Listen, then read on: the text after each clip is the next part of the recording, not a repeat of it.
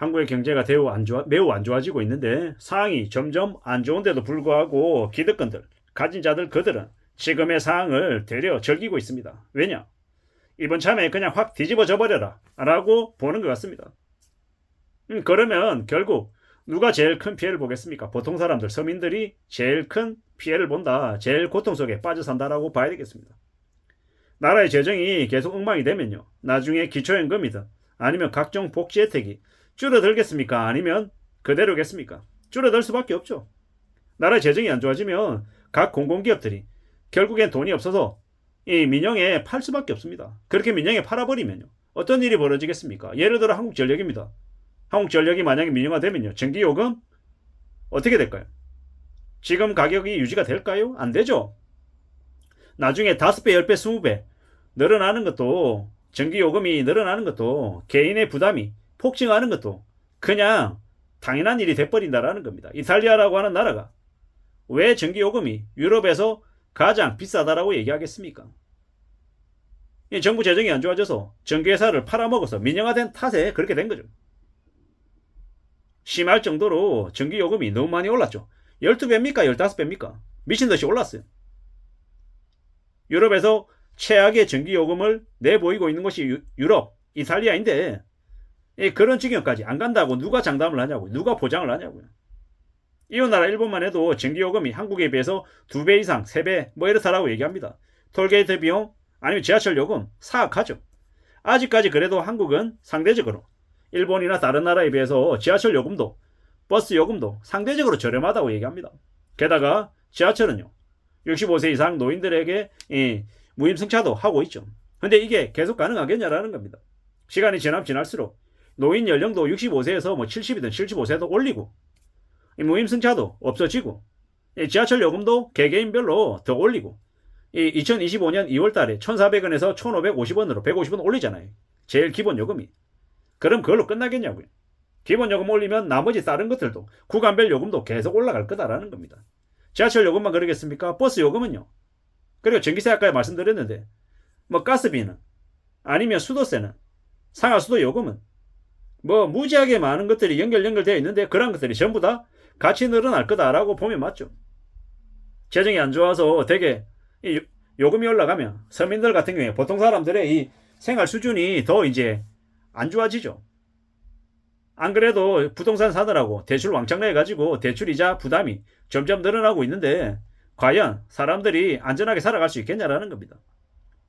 한때는 제가 2022년이었는지 2021년인지 좀 헷갈리긴 하는데 한때 제가 이 마이너 대출을 1억 낸 적이 있었거든요. 지금은 없지만 그때만 해도 대출 이자가 한 1.8%, 1.9% 정도였던 것 같아요. 제가 실제로 부담했던 대출 이자 율이요. 근데 지금요. 마이너스 대출 받으면요. 대출 이자 6%예요. 그때하고 비교하면 대출 이자가 얼마 늘었습니까? 3배 늘었습니다. 꽤 우려스러운 거죠. 가상금리가 뭐 2.7%, 뭐 2.8% 이렇더라고요. 와, 생각보다 높다라는 생각이 들었습니다. 뭐 보험약관 대출이나 아니면은 가지고 있는 뭐 다른 연금 담보해가지고 대출도 보니까 대출 이자가 뭐 5.8%, 뭐 6%, 6.2% 막 이렇더라고요. 제가 신용점수가 1000점이거든요. 만점이란 말이에요. 그런데도 대출 이자가 적지 않더라고요. 그러면 예를 들어서 신용점수가 뭐 800점이고 700점이고 뭐 이러면요. 제1금융권 대출 안 나온다라는 거예요.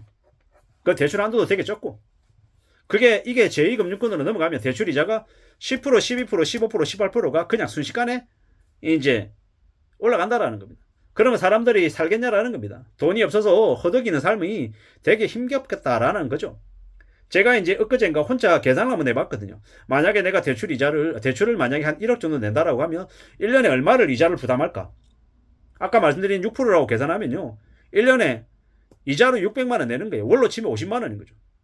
1억 대출하면 월에 50만원씩 이자로 내야 된다? 되게 부담이 되더라고요. 혼자 계산만 해봤는데. 만약 1억이 아니고 2억이라고 해볼게요. 그러면 1200만원. 월에 100만원씩 이자로 내야 된다라는 거예요. 물론 마이너 대출 기준인 거고 6% 대출이라고 했을 때 이야기이긴 합니다만은 2억 대출했는데도 이자로 월에 100만원 내면 생활하는데 큰 타격이겠구나라는 생각이 들었어요.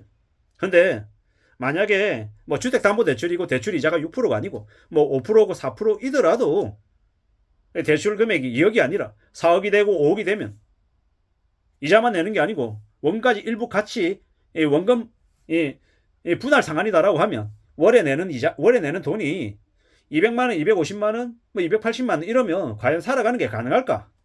가능하지 않을 것 같은 거죠. 저 같은 경우에는 직장을 25년 다녔어요.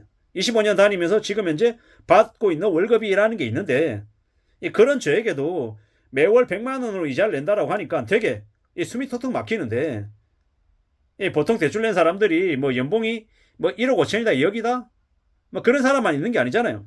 저보다 훨씬 연봉이 낮은 사람들이 많을 거라는 거죠. 그런 사람들이 과연 월에 만약에 350만 원 400만 원 받는데 원리금으로 한 200씩 내면 생활이 되냐고요. 안 된다라니까요. 제가 2억 대출 받아서 6% 대출 받아서 월에 100만 원 이자 내면 살면 생활하는 게 어떨까라고 혼자 상상만 해봤는데도 이 온몸이 쪼그라드는 거예요. 위축이 되는 게. 100만 원 더 벌면 되게 여유로운데 마이너스 100만 원이다라고 하면 내가 벌어들인 돈에서 100만 원씩 은행에 상납하고 시작한다고 하면 되게 사는 게 서글프다라는 겁니다. 근데 100만 원이 아니라 200만 원씩 은행에 갖다 바치면 살면요. 되게 우울한 거죠. 되게 비참한 거죠. 생각만 해도 움찔움찔한데 실제로 그런 상황에 놓여 있으면요.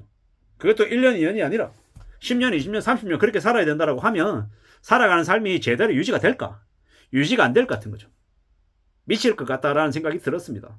이런 험난한 시대를 지금 살아가고 있는데 함부로 빚내가지고 뭐 할 생각은 안 하는 게 좋겠다라는 겁니다. 흔히 누군가 그렇게 얘기하죠. 대출 2%의 대출 내가지고 1억 대출 내가지고 수익을 6% 내면 4% 이기니까 남는 장사다라고 얘기합니다. 숫자상으로는 맞는 얘기인데 그게 딱딱 안 맞아 떨어지면요. 순식간에 연체해 버리면 연체이자 내고 하면 대출이자는 분명히 2%가 맞는데 연체 한 번, 두 번 하다 보면 가산금리 붙고 뭡니까? 나중에 대출이자가 폭등하면요. 물어야 되는 실제 이자가 8% 되고 10% 되고 15% 되면요. 그냥 미친다라는 겁니다. 지금 비투하는 인간들 대출이자 얼마입니까? 8% 10%인데요. 한번 미루기 시작하면 연체하기 시작하면요. 대출이자 20% 되는 것도 순식간에 벌어지는 일입니다. 이러한 이제 빚내는 게 얼마나 무서운지 모르는 인간들이 아무 생각 없이 그냥 빚내는데 순식간에 그 사람의 삶이 폭락한다라는 걸 명심 또 명심하며 살아가야 되겠습니다. 특히나 지금처럼 빚이 이자 부담이 되게 극심하게 늘어나는 이 시국에는 함부로 빚낼 생각 따위는 하면 안 된다는 말씀을 좀 드리고 싶어서 얘기를 드려봤습니다. 2억 대출 받아서 월 이자 100만 원만 내도 삶이 휘청거리는 게 보통 사람들의 삶이다라는 말씀을 좀 드리고 싶었습니다. 이상입니다.